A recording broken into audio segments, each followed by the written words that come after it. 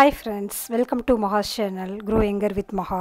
இன்னைக்கு வந்து அந்த ஃப்ரண்ட்ல வந்து ஒரு பஃப் வரும் இல்லையா, அந்த பஃப் எப்படி பண்ணலாம்னு தான் பார்க்க போறோம்.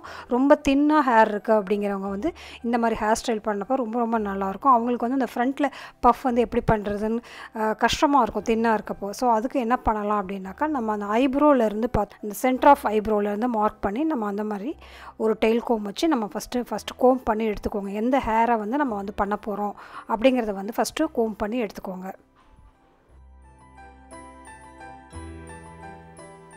ஸோ அந்த மாதிரி முடியை வந்து நல்லா வந்து கோம் பண்ணி எடுத்ததுக்கப்புறம் எந்த சிக்கலும் இல்லாமல் ஃபுல்லாக எல்லா கீழே வரைக்கும் முடியோட கீழே வரைக்கும் நல்லா வந்து கோம் பண்ணிக்கோங்க. இதுக்கு வந்து இந்த பேக் வார்ம்லாம் பண்ணணும்னு அவசியமே இல்லை, அப்படியே ஸ்ட்ரைட்டாகவே பண்ணலாம். நல்லா வந்து கோம் பண்ணிக்கோங்க.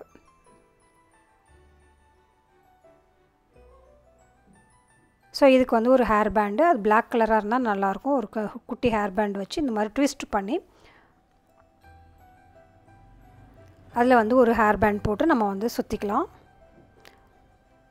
ஸோ பிளாக்காக இருந்ததுன்னா நமக்கு வந்து தெரியாது, அதுக்காக தான் வந்து நம்ம பிளாக் யூஸ் பண்ணுறோம். ரொம்ப டைட்டாக பண்ண வேண்டாம், கொஞ்சம் லூஸாகவே இருக்க மாதிரி பண்ணிக்கலாம். ஒரு 2 இல்லைன்னா 3 போட்டுக்கலாம்.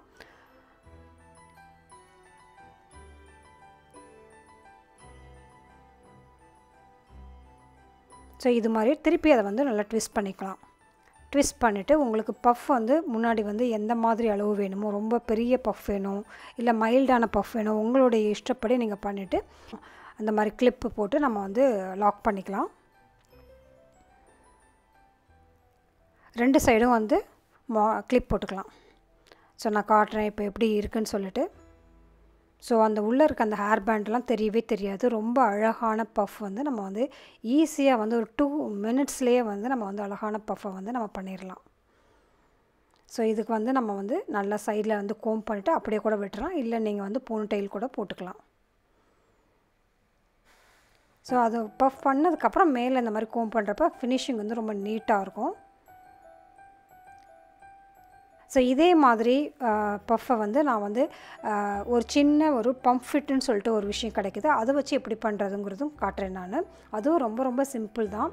ஒரு 50 ருபீஸ்க்குள்ளெல்லாம் கிடைக்குது.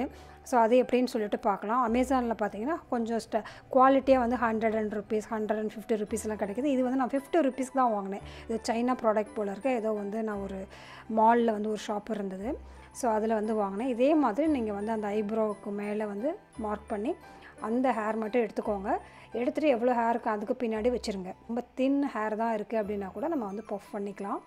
ஸோ இந்த மாதிரி வந்து போட்டு நல்லா வந்து உள்ளே வச்சுட்டு அதை வந்து நல்லா கவர் பண்ணிவிட்டு நல்லா கோம் பண்ணிவிட்டு ஃபுல்லாக இழுத்துக்கோங்க. உங்களுக்கு எந்த இடத்துல, அதாவது ரொம்ப ஃப்ரண்ட்டில் வேணும்னா ஃப்ரண்ட்டில் தள்ளிக்கலாம், இல்லை எனக்கு பேக்கில் தான் பஃப் வேணும்னா பேக்லேயும் பண்ணிக்கலாம்.